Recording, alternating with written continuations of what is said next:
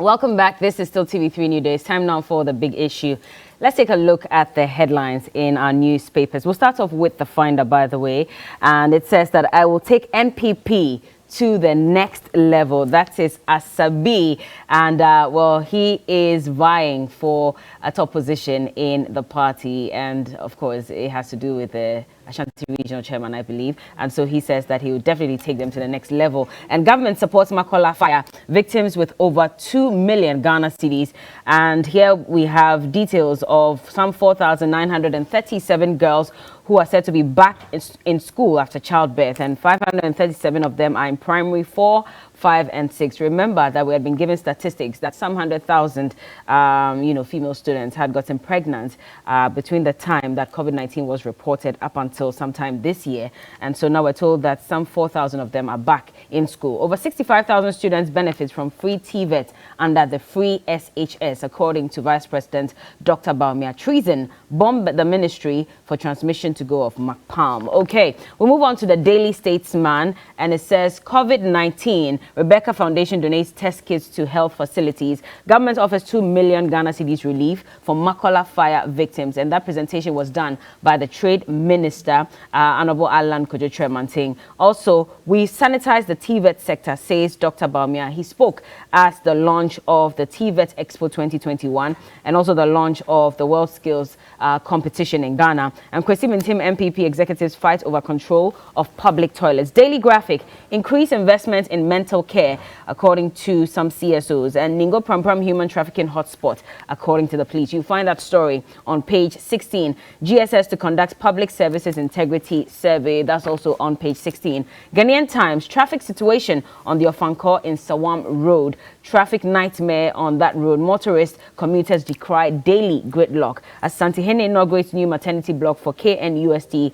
Hospital, and government presents 2.2 million Ghana cedis to Makola market fire victims. Patients stranded in hospitals as the Health Service Workers Union laid down tools. I think this would be day 3 or 4, one of them, but they are asking for some conditions to be met, and if that's not done, they will not return. Unfortunately, the patients are the one who are suffering as a result. Daily Guide, NDC incest guru, in quote, daughter reveals secrets. NDC propaganda is wild, says Dr. Baumia. That's on page 3. And Apollonia chairman raises land fraud alert. Finance Ministry okays 11,000 nurses for recruitments. Business and Financial Times says limiting over-the-counter cash withdrawals. Bankers want deeper stakeholder engagement for possible directives. TOR in desperate need of new direction, according to a report. It says annual losses stand at 300 million Ghana cedis. Public has paid 3.8 billion Ghana cedis, and the current debt still at 2 billion Ghana cedis. And there's political interference. We can blame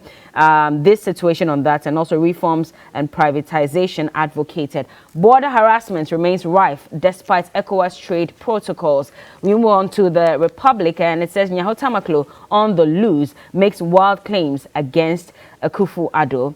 And all eyes on MPP's Odiniho as he steals show at delegates conference in the Ashanti region. Could he eventually become the next Ashanti regional chairman of the MPP? We'll find out. Some allegations have been made against the current regional chairman, by the way. Some young people saying that he does not pay when they follow him around to do some work. Well, we're waiting to hear from him to see what he has to say. But the Observer says Baumia touts government's investment in TVET as he launches 2021 National Skills Competition and TVET Expo. VP Baumia to speak on digital economy next week. And Energy Minister named among Africa's top 25 energy shakers. And finally, Weekend Today says AU to buy 110 million vaccines for member states. A distinguished personality, Hackman Owusu Ajiman. There's a profile of him in there. You can also get to watch it. But joining me in the studios this morning, Malik Basintali is a regional comms director for the Savannah region. Good morning. How are you doing? Good morning, Bella. Everything okay? Fine. It's been a long week, hasn't it? Yes. Very busy as well. Very interesting as well.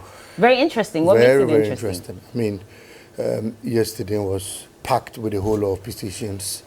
I saw a petition from ASEPA. Yeah. I mean, a petition to Parliament. I mean, pushing them to investigate some alleged robbery cases on attempted robbery on a Canadian citizen. I mean, a name Sewa Bruni or so. I mean, I also saw, instances where the lady herself, I mean, mounted the podium, went live on Facebook, and recounted a lot of things that had occurred, I mean, in the recent past, I mean, encounters between herself and the President of the Republic, President Akufo-Addo, and I mean, some other operatives around him. And so yesterday was interesting. I mean, I followed, I mean, sequence of events, and I mean, it appeared a bit surprising that, I mean, not too long ago, you heard the name Papano everywhere. I mean, but today, the entire nation, the world, knows who the real...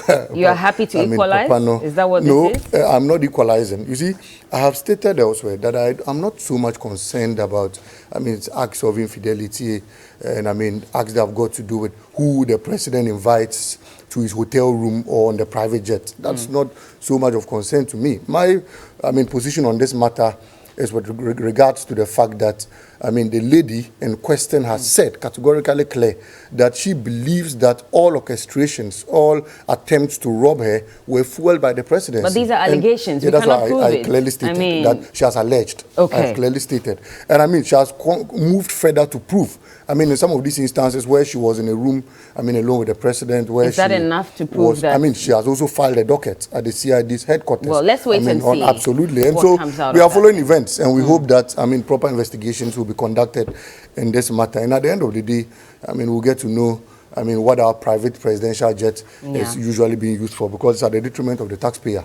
And it's my money, it's your money. And if somebody can boldly say that I didn't want to spend a night somewhere, and so the presidential jet was made to fly me back to Accra, my destination. Again. I mean, and showed pictures of sitting in the presidential jet and videos and what have you. I mean, it should be a matter of worry to you and I. Well, of course, but I mean, we are hoping that proper investigations will be conducted. Exactly, yes, I'm borrow waiting for into that. this particular issue. And so I hope, we'll leave that for now. I'll follow and the get matter. into other issues with regards to the minority in parliament and also the NDC, and the fact that they also have indicated that they're going to the police. They want the police to investigate some allegations that they have made against the Electoral Commission. Now, you remember that sometime last week, when the former President John Dramani Mahama was on his thank you tour, he indicated and alleged that there were some 1 million, ballot papers that had been already thumb-printed.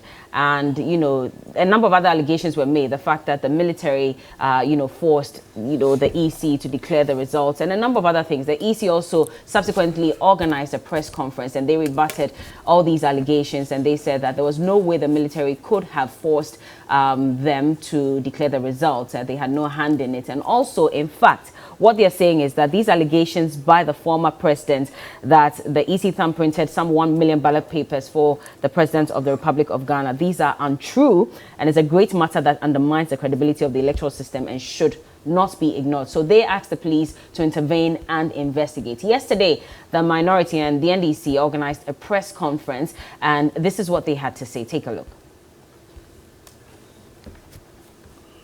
NDC has no other choice than to accept the challenge by the Electoral Commission that the police should investigate the allegation of the printing of over 1 million excess ballot papers.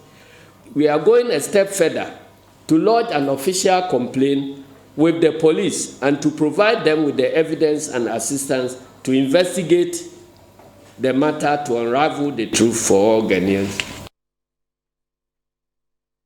And that's General Asiedu Nketia speaking for the party, of course. Malik, I'll come to you. I mean, this happened in December 2020, and it's been months. In fact, the issue about even the ballot boxes, the ballot papers being thumb-printed, and the fact that the NDC had even discovered some of them in the warehouse where these papers were printed, and so they asked for them to be banned. This was in November 2020.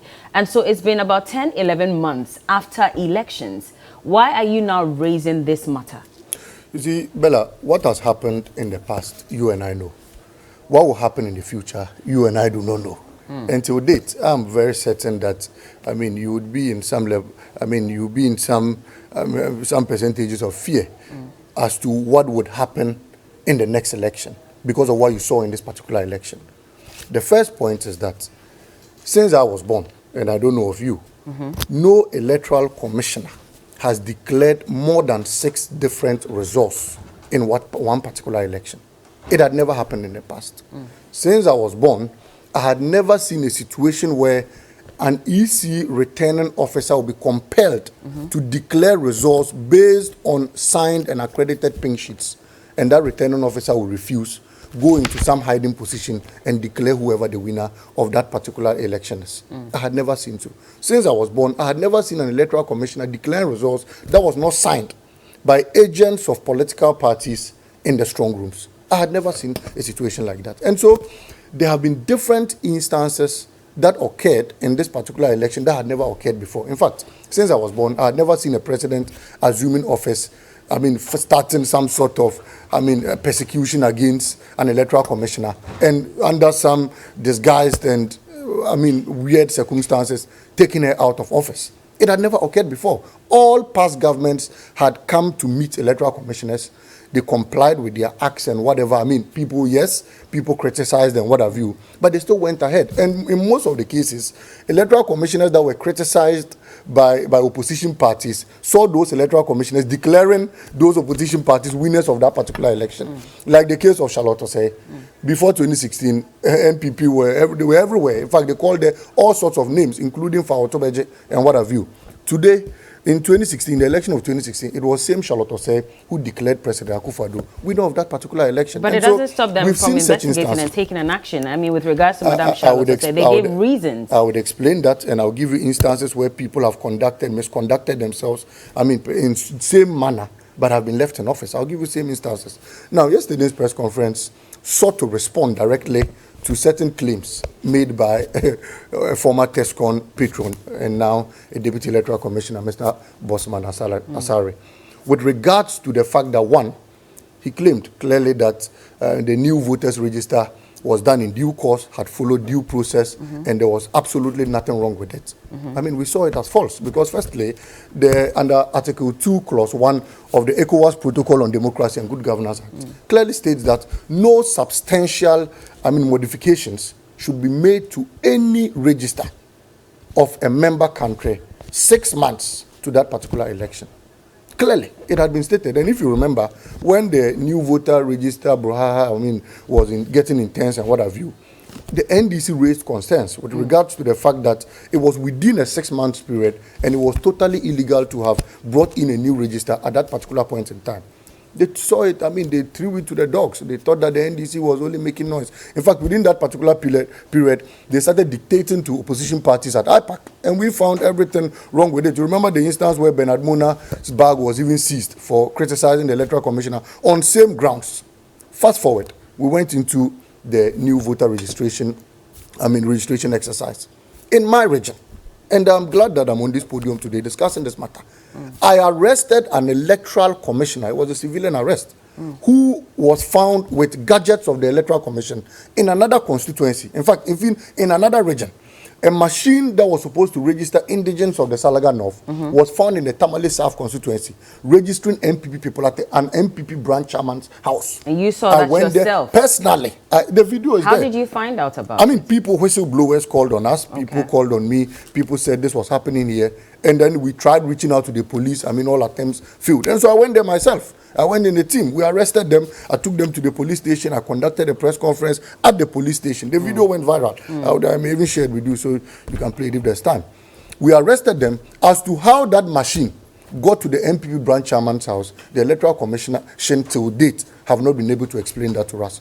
You remember the issue of Silas in the Bono area or what have you, where a young gentleman who was returning from work was killed, all because there were some crises in that particular environment, and it had got to do with his registration at a particular polling station.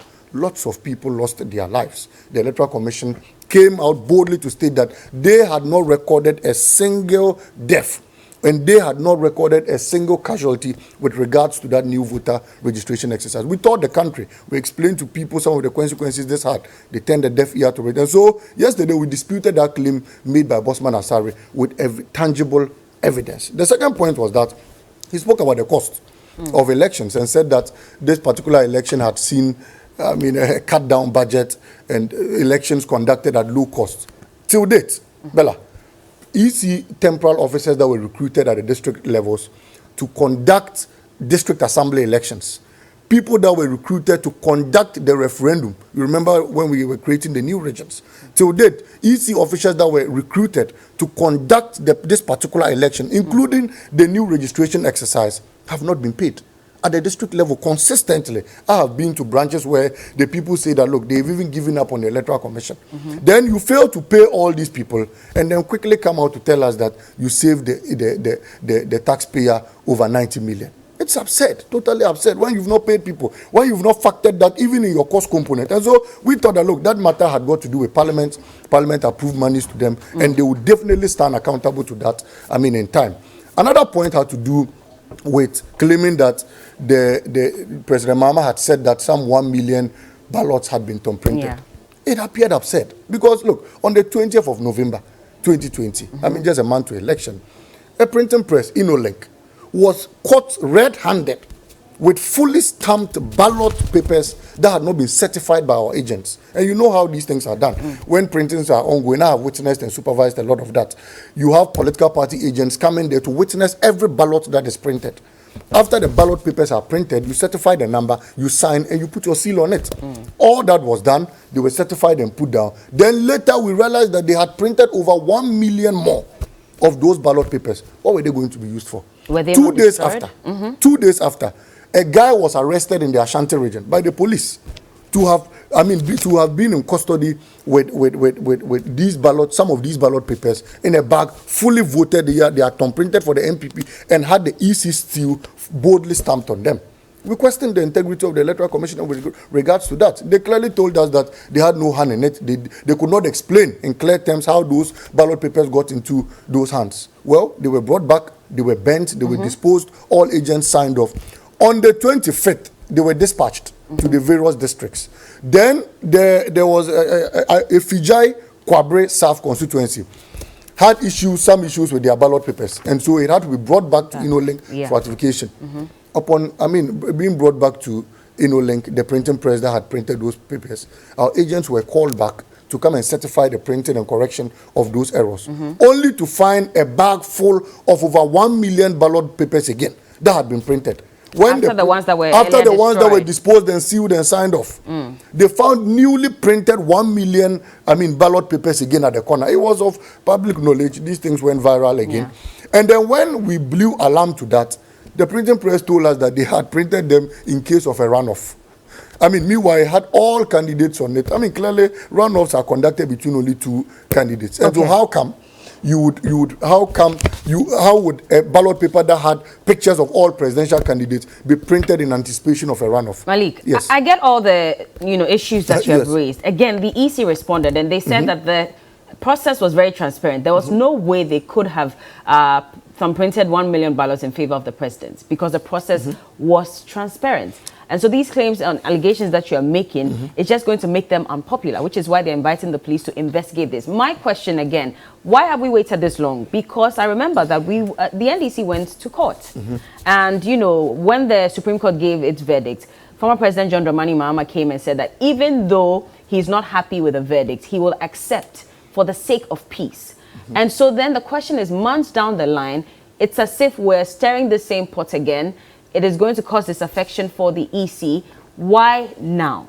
You see, the point is that we are raising all these questions now because we did not get the opportunity of asking these questions to the returning officer herself in the witness box. So this is one of the questions that you would have asked. Definitely, of course. We kept out a set of questions, interrogatories were filed, and the lady refused to enter the witness box.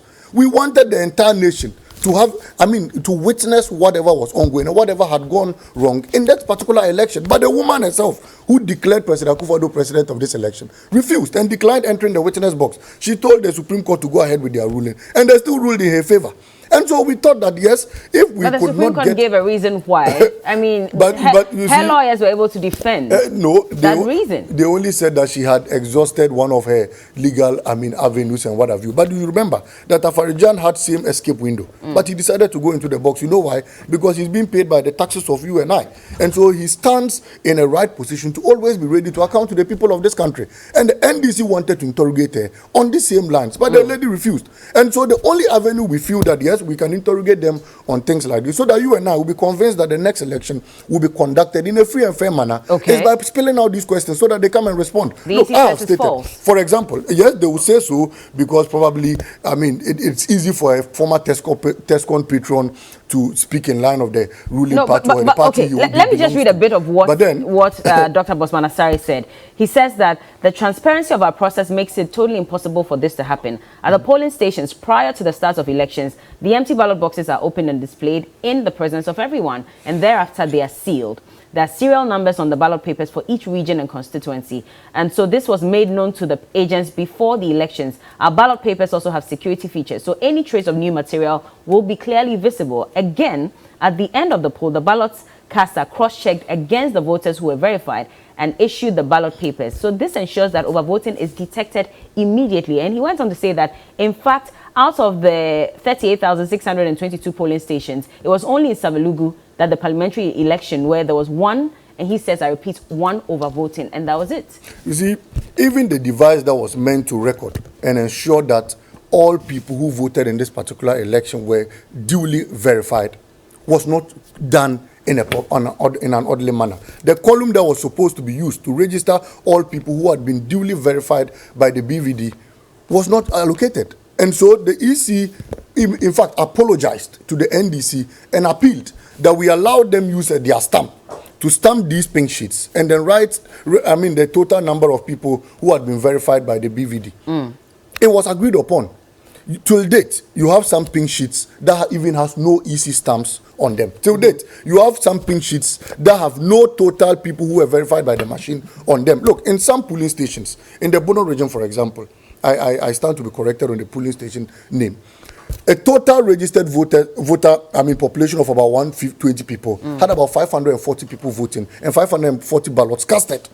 These are some of the questions we wanted to ask Jen Mensah. For example, in my region, you had a tally. The total number of votes that was written in words on the original pink sheet was different from what was written in figures.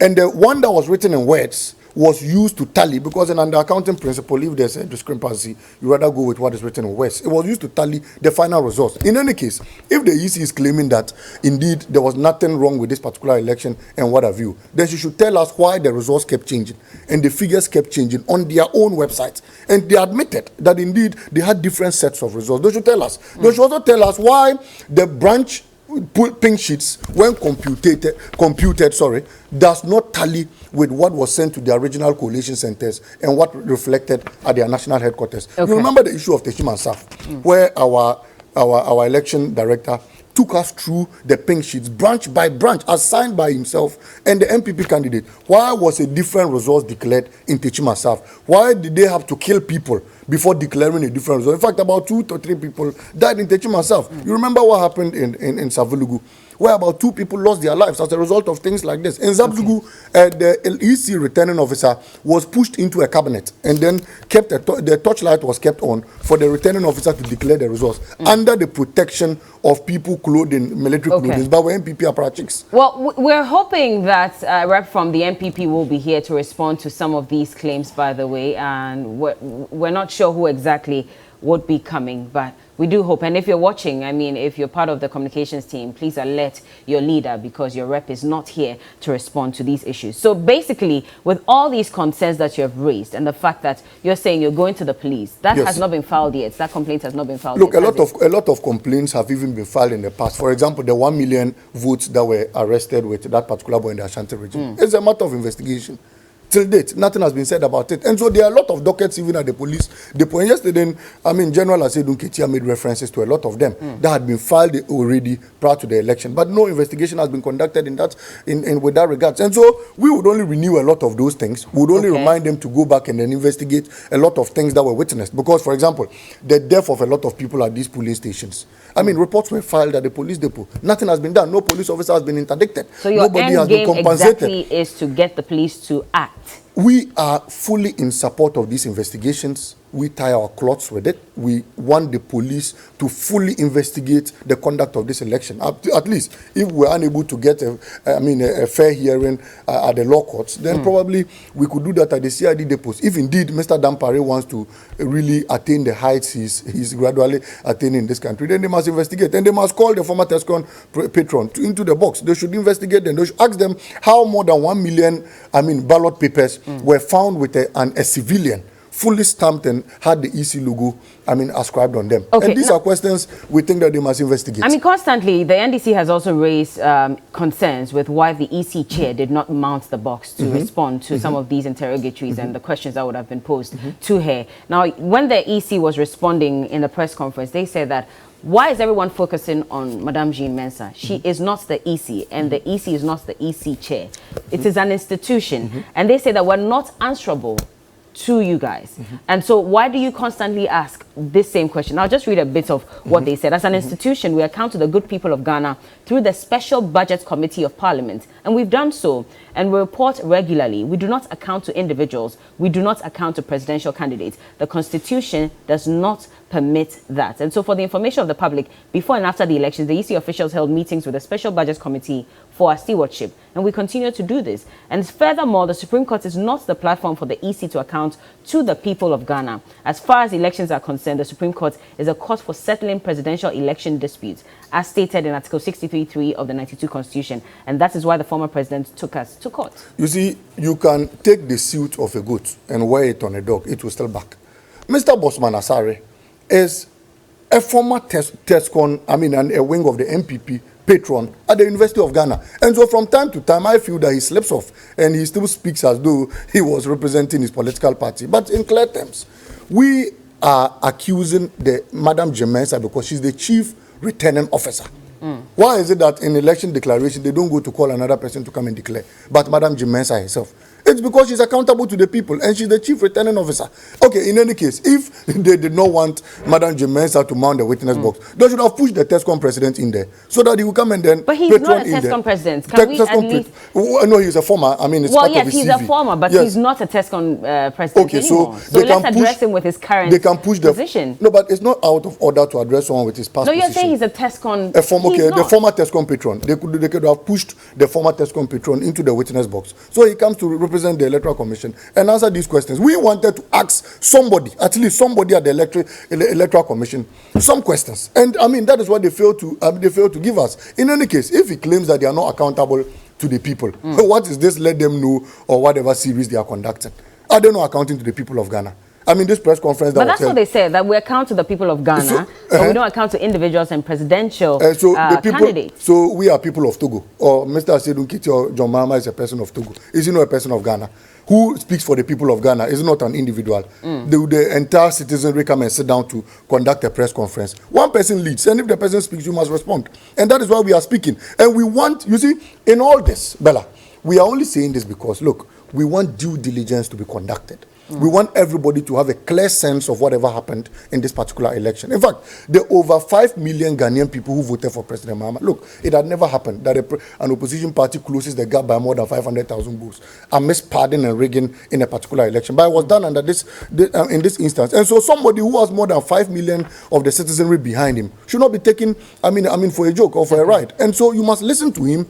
You must conduct investigations in this election. Things happen. There are tangible evidence. The police was there. The police saw a lot of these things. This boy was arrested by myself like this. The docket is at the Tamale police station, the original depot. If they want to really pursue the case, they can simply take it up and investigate it. And so things happen in this country. People witness them. I saw people die in this particular election. In fact, I was part and parcel of the burial ceremonies of some of these people. And we don't want things like that to repeat itself. And that's why President Mahama is calling for due diligence. When are you filing this complaint at the police service? The party, I'm saying that a lot of even the dockets, we reminded them of a lot of dockets. No, but you have said that you are going to file a complaint. When is that going to happen? We would definitely push it through. Okay. They have filed. Bossman said they had filed a docket. You remember that they had filed a case at the CID depot to investigate President Mahama. Is that not what he said? And so we are going to respond to them. You understand? And the new cases that must be filed, we put them across. And we ensure that due diligence is done. So Mr. Bosman Asari should be ready because he will be called. He will be called to respond to some of these things. If you want to be a spokesperson of a ruling party you declared victory for, are we then not you must be ready to take the charges. In a bad light? I mean, other African countries are looking on. You know, we're close to another election again. Are we not putting them in a bad light? They kept themselves in a bad light by violating Article 2, Clause 1 of the ECOWAS Protocol on Democracy on Good Governance. They kept themselves in a bad light by going against those demands and statutory, requirements that any, member country should not have a new register or have substantial modifications to even its old register 6 months to the election. So they kept themselves in a bad light. President Akufo-Addo himself kept himself in a bad light when they sacked Madam Charlotte. But they gave a reason for that sack. Procurement breaches. Exactly. There's a man in parliament now who has said that he wasn't thinking right before misconducting himself in same manner. He has been left. President Akufo-Addo even clearly said that Health Minister Abre in his hometown and made it a laughing matter. Ken Ofori-Atta has been caught on several counts. A petition was filed by Mr. Broja Jemfi on the Ken bond, the $2.25 billion bond, that indeed procurement, regulations were not enforced. He breached all regulations with regards to that. What happened to him? He was left at post. Tried investigated the matter. A ruling was made, and indeed he was indicted for having some procurement breaches. What happened? He's at post, shouting everywhere and saying that Ghana's economy requires you have a girlfriend and what have you. So these are things that have been going on wrong badly in this country. And so we think that, yes, we are ready for these investigations, but Mr. Bosman Asare, former MPP, TESCON president, must be ready. Because we would pull him into the box and he will be made to answer questions. We'll move on from this and talk about youth unemployment in the country. And again, we still do not have a rep from the NPP in the studio. And so it's difficult to get their side of the story and their response to that minority press conference that took place yesterday, and of course the NDC as well. And so let's see how it goes. Hopefully we'll have someone join us before we wrap up. But youth unemployment has become a major issue. As it stands now, unemployment in the country with regards to the labor sector is 4.6%. We're told that it could go as high as 5%, if care is not taken. We've seen many young people join long queues just to be recruited into the security agencies, from Immigration Service to the Ghana Police Service, the Ghana National Fire Service. And yesterday there was a heartbreaking video of a young lady who said that she was denied recruitment because she had stretch marks. Maybe we can just play that one more time. We've already played it twice this morning. But just for those of you who joined in as well, you're welcome to TV3 New Day. We're discussing the big issues today on the show. So this is a young lady who says she was not given the chance to proceed to the next stage because she has stretch marks. To the high, then I went for the selection, but the woman said I'm having stretch marks on my body. How do you feel being disqualified? I feel sad. Are you going to try it again next year? So far as that stretch marks is in me, it's only that one that I'm having problem with. Well, others were disqualified for various reasons, not meeting the height requirements, having double piercings, having tattoos and scars on their bodies, etc. But the biggest worry here, again, is the fact that all these people paid 100 Ghana cedis each so they can register online before being called for the second stage of the screening. You remember that the CPP chairperson, Nana Sapon Kamankuma, had given the security agencies and government a timeline to refund those monies to the young people who did not get called for the next stage of a screening process. The Ghana Police Service had indicated that they were going to take only about 5,000 out of the 108,000 who applied online for recruitment. And so question is, what happens to all that money, especially at this point where we're seeing so many reasons being given as to why young people are not going to be recruited into the agency? What's your concern about all of this? First of all, Bella, I think that in a matter of fairness, you see, even if the MPP would not entirely go by their promise prior to the 2016 election, they should just give monies of people who have been disqualified back to them. I think that is a fair position. But they said they use that money to fund the process. You can't fund processes with monies people have used to buy forms. So if one person had bought a form, would you have used that money to finance the entire process? It doesn't make sense. I mean, you don't anticipate. We could have had just one person or two people buying forms. So you tell me that if someone is buying a form for 150 cedis and just two people pay, you use 300 cedis to supervise the entire process. It doesn't make sense. Clearly, look, under civil service recruitments, Office of Heads of Civil Service, What happens is that you apply, you don't pay a fee. If you are shortlisted, then you then pay a fee to buy the scratch card in undertaking the examination before you even go for interview. Okay. And I think it's a fair process. And so in the security service recruitment, for example, I buy a form. I have all requirements. I've met all regulations. Then I get there, and you tell me that because you've seen one stretch mark on my body, I have been disqualified. So my 150 cedis probably has been used in contribution to the National Cathedral, so I should go home. But they have clearly reasons. does not make sense. They have reasons why they are rejecting based on these. For stretch marks, we're told that you can easily bleed out, and so that is one reason why they'll not choose such people. People have had stretch marks for years. They have never bled. There's no medical inclination to all these things. And if there is, they should come out and prove it to us. In fact, I find it absurd. I think that, look, it's out of place, out of order. Then they spoke about height. People who did not meet a certain... Look, you go into the security services today, people who have protocol recruitments will not even get to half of the height, but they will be in the service. We see them every day on our routes. We see them at the barriers. The commander-in-chief himself, I mean, definitely you can't use height to disqualify a person.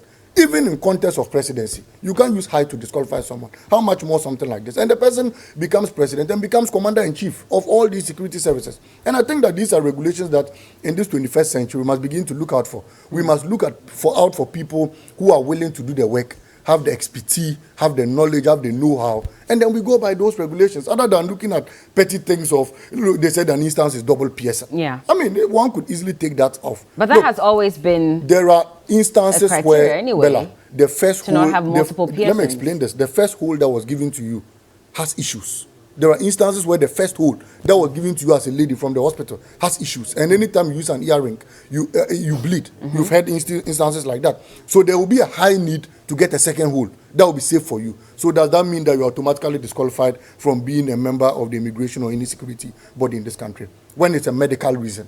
Clearly, I think that we must begin to alterate some of these things. It's out of place. But I think that I'm only weeping for the teeming unemployment in this country. And I felt sad, especially when I heard Mr. Ken Ofori-Atta, cousin to the president, saying that. He's a finance minister. Yeah, but he's a cousin to the president. But he's a finance minister. You see, people are better off. Based on that. People are better off being aligned in family lines than even with regards to positions. No, but he's a finance minister, so he said that the government payroll is full. And so he spoke within that capacity. Okay, so the finance minister clearly said that the government payroll was full and they could not recruit people again.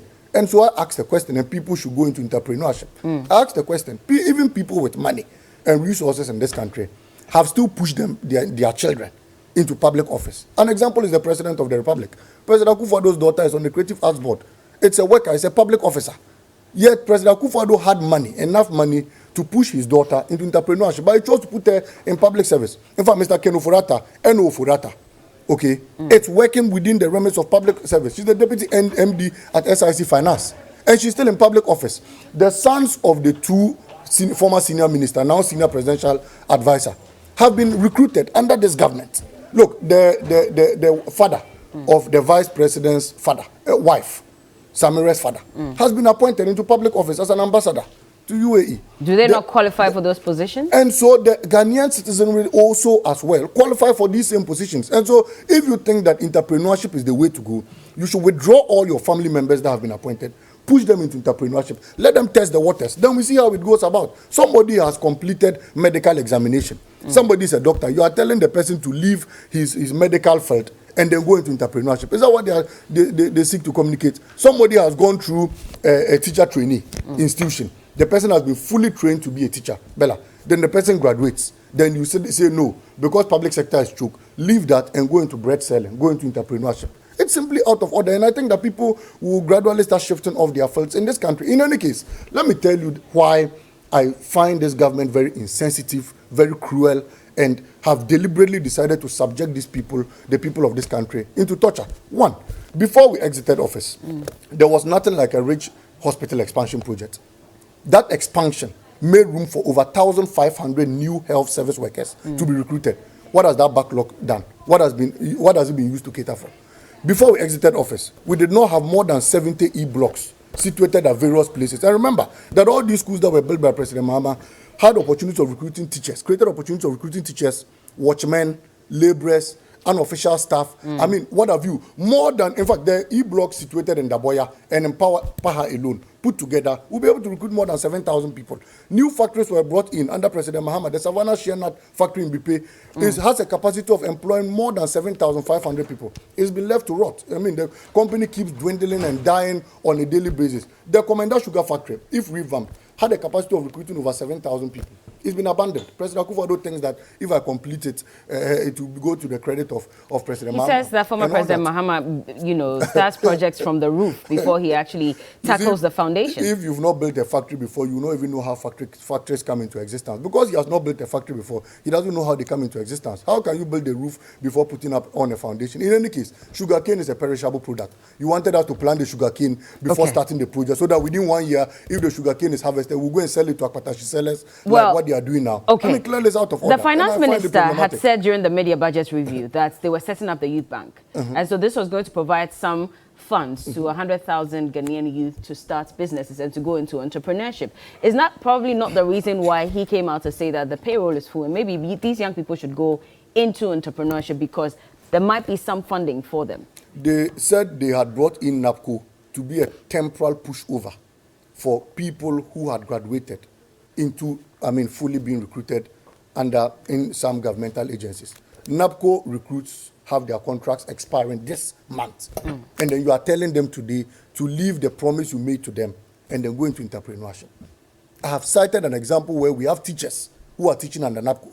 We have nurses who are working under NAPCO. We have health professionals who are working under NAPCO. You are telling these people to leave their fields when there's enough room to recruit them, when there are enough e-blocks, there are enough chip compounds, there are enough medical facilities available to recruit them, and then go into bread selling because you think that the monies available are being used under the office of government machinery and to finance your family members. It's simply out of order. I have stated that, look, if President Akufo-Addo had just withheld his renting of a private jet to go and watch a UEFA Champions League match in Spain between Liverpool and Tottenham Hotspur, had pulled back his renting of a presidential jet to bath in the sky and then watch a cinema. That would have saved the taxpayer over 10 million Ghana cedis. That would have been used to even pay the backlog of NAPCO employees and made life easier for people. They said they'll create some 1 million jobs as well. I'm explaining that. They said they had bought a program called Obatampake. Really, you remember? Yes. What has been done under that program? What has that program come to salvage? Inflation as of today, under the Bank of Ghana records, is 10.6. Our debt keeps ballooning. We are hitting over 360 billion under this country. Look, our debt, how do you call it? Our debt to GDP is over 76%, hitting more higher than the threshold. Fuel prices have increased by over 46% under this current government. Meanwhile, they said Obatampa was brought in to salvage the Ghanaian situation. Bella, you and I, the fuel that you used to consume, I'm sure today, you are comfortable in life to some extent, but I'm sure you are complaining. You can't say that just looking at me. You can never tell. Today I can't tell under Akufo-Addo because everything has changed. People appear bright. You check their fuel gauges and it's sinking down. And so clearly, there's a problem in this country, and we must all sit up and salvage the situation. Let me read some messages. And again, just a reminder: the reason why we have no reason for not having an MPP rep here. We haven't heard from them. Nobody has explained why no one from the communications team of the MPP was not here to respond to some of these allegations and issues that have come up. But this is Sule. Sunyane KTK says, desperate former President Mahama and his clueless NDC are noisemakers. Let's ignore them and move on as a nation. Ghana will probably advance meaningfully if clueless NDC stays in opposition for at least 30 years. PNDC or NDC had more opportunity in Ghana than any political party in the country. But what is their performance? Abysmal. Let's give the great NPP party more opportunity to rebuild Ghana for current and future generations. The battle still remains the Lord's. Abbas Amogobo from Ofinso says that everybody in this country knows that the MPP rigged election 2020. It's a very big shame, and I think the EC must apologize to the good people of Ghana. Nobody will allow them to rig again. If the NDC wanted to ask the EC these questions on the 1 million vote allegations, why didn't they include it in their petition? Lack of consistency, incompetence, and hypocrisy. NDC, never again. Dr. Baba Zamo, Master Planner Jr., Kintampo. EC is asking police to investigate Mahama. If the case goes to court, will Jean be prepared for cross-examination? That's Joe asking from Tema. Good morning, TV3. It's very painful to lose elections, particularly presidential elections. NDC and ex-President Mahama are still complaining because of the loss. And I think this may affect their chances in 2024. The rule has always been that the elections are won at the polling stations. So where were your agents when EC officials went thumbprinting for your opponents? This noise is just a do about nothing. Okay, Much ado about nothing. Abdul Majid from Kumbungu. Good morning, Bella. Ask Malik why Asiedun Ketia did not bring out all these allegations when he was called to the witness box. Roland from Borga. Well, he did indicate that he was not there to challenge the results. We're not there to bring in our new results. Okay. We are challenging the discrepancies. Good morning, Johnny. Thank you for ranting on our behalf as applicants. I was at the Fire Service Center, Jamestown, on Monday at 6 a.m. for the documentation and body selection. Per what I experienced, it was so obvious the officers were not organized, so the process was delayed. They started the process around 10 to 11 thereabouts, and instead of starting with those who came very early, they started with their protocol applicants. That caused chaos since applicants who came very early were trying to enter forcefully. In attempts to control the crowd, officers started using tasers, pepper spray, sticks, and pipes on applicants. There, I just gave up and left, because the scene wasn't pleasant at all. After all, deep down in my heart, I know these processes are just formalities. They've already picked their people, like everyone says. This is Papa from Tema. Papa won't be the only one who's raising concerns and making these allegations. In fact, there was a young lady that we spoke to when we went to the Ghana National Fire Service, training center, and she also asked why we had not come on Monday, because if we had come, we would have seen how pepper sprays, tasers, and sticks were being used on them. We spoke to the Accra Regional Commander for the Ghana National Fire Service, and he said that this has not come to his notice and that they will look into it.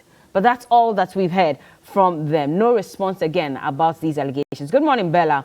I believe if there's any one person that should advocate against physical discrimination as seen in the current recruitment processes of the Immigration and Fire Service, it should be the President of Ghana. Owing to the fact that a person below 5'7" is president, I see no sense in how a person below that height cannot be in any security agency. I've lived in the barracks where the likes of Wei, Bofuvu, and Hagan, who were just about the same height of the president, served as soldiers. People below the required height will be ideal for the position of rangers in the forces. Dreams shattered and unemployment rate reignited. I feel sorry for the disqualified applicants. Good morning, TV3. Honestly, we've moved on as a country. The battle between the EC and NDC will not do us any good, but rather generate something negative. In fact, the entire processes by EC in 2020 election were characterized by both positives and negatives, even though the negatives dominated. But we must learn from this and correct the wrongs for 2024. I think the EC as a referee should stop being pushed to rebut to the NDC's claims and put themselves together moving forward. I will humbly suggest the EC chair resigns just to take off some obvious perceptions towards 2024 and to avoid severe tension. TV3Newday. That's Victor from Rapture. Victor Rapture from Ho. Good morning, Bella. The 3 years of the NAPCO initiative ends today. Beneficiaries have not had any news from the NAPCO Secretariat as to what they should do next. NAPCO has really helped the youth a lot, and it will be a shame to ask the beneficiaries to go back home after all the experiences gained over the 3-year period. The president made it known to us a few months ago that those trainees who opted for permanent jobs will be absorbed by October. Thus far, NAPCO beneficiaries have not heard anything from the NAPCO CEO. We want to know our fate. We don't want to go back home. Kofi from her very genuine concern, I must say. Good morning, New Day. The manner in which the recent MMDC election was done should even tell you that the 2020 election was rigged. I'm happy about what Dr. Nyaho Tamaklo said about Nanado yesterday. Adams from Tamale, and he's saying that they should look into this particular issue. Aziz Don Lawa says, good morning to the TV3 crew. The lackadaisical approach to unemployment in this country is our main challenge. Indeed, our educational system must be relooked at, recycled, repackaged to suit our current predicaments. Vocational and technical schools are one clear point governments must invest in. Well, the Vice President has been speaking on this. In fact, the Education Ministry indicated that some 139 schools, technical and vocational schools, had been put on free SHS, and so that's one way by which they're expanding it. And finally, so today, casual workers who've been used by Ghana Health Service for years without mechanization are now saving the hospitals. Shame to Ghana Health Service. Final words, Malik. Health service workers are on strike. Yes. I find it unfortunate. In fact, yesterday, I had so many calls from people in Tamale and the Volta region that they were unable to have access to some health care. There are people dying out there. In fact, in some instances, they were even compelled to buy their own gloves. And I mean, some of these protocols in order for people who are charitable, health workers who are charitable, to attend to them. And I find it unfortunate. And the government of the day seems not bothered. They appear so much unconcerned about the plights of that people would have to go through. Today, any of us, anybody could be struck down with maybe a health condition or what have you. And so if you get to the hospital, and they are unable to treat you because government has turned a deaf ear to them. I find it very unfortunate, and I think that they must look into it. But again, Mr. Finally for me. Tamaklo yesterday spoke a lot. I feel very sad. You see, the direction of the country currently under Akufo-Addo and Dr. Bawumia is entirely not favorable. These are people who cause change in this country. These are people who employ a lot of people. Mr. Nyahu Tamaklo is a renowned, in fact, is one of the founding members of the New Patriotic Party. And the man yesterday nearly wept because of the misconduct that had been going on in this country. And he says he sleeps and he's unable to sleep because he is sad about the future generation of this country. And so all I will say, Bella, in conclusion, is that all hopes are not lost. There's still a savior. The savior, I mean, as declared in the Ashanti region during the thank you tour, the Ajinkwano is still on standby. President Mahama is at the corner. He will be president again. We will salvage this country from hardships, from excruciating poverty, from torture, from cruelty, from insensitivity. Thank you. And I think that when all is said and done, on January 7th, 2025, this country will take a new direction. We'll have a new vision. We'll have a new leader and new hope inspired by President John Dramani Mahama. Thank you so much. Remember when the Applaus chief, gave the education minister some ultimatum, to complete the E-block in his town so that students can be enrolled in the schools. And the president was asked about it during an interview, and he said, well, the chief does not have that right to give a timeline, and in fact, if he's so concerned about it, he should go ahead to complete it. We're told that it was a joke, but now the Minority Voter Caucus in Parliament is asking that the president retract this statement and apologize to Togbi Ajongaga and Menya Fiti the Fifth. Let's see what comes out of all of this as well. But thank you so much, Malik Basintale, and he is the Director of Communications, the Savannah region. Thank you again. We did not have a rep from the MPP, by the way, but the show continues. Was cool. It was cool because you didn't have anybody to about you. You needed more time. Anyway, I think I gave you enough time, but thank you for coming, and we'll come back with some more. Hearts Bay is coming on today. Would you leave your partner if you find out that he or she is cheating, or would you stay and say, we'll die here? We'll be back with sports and some more.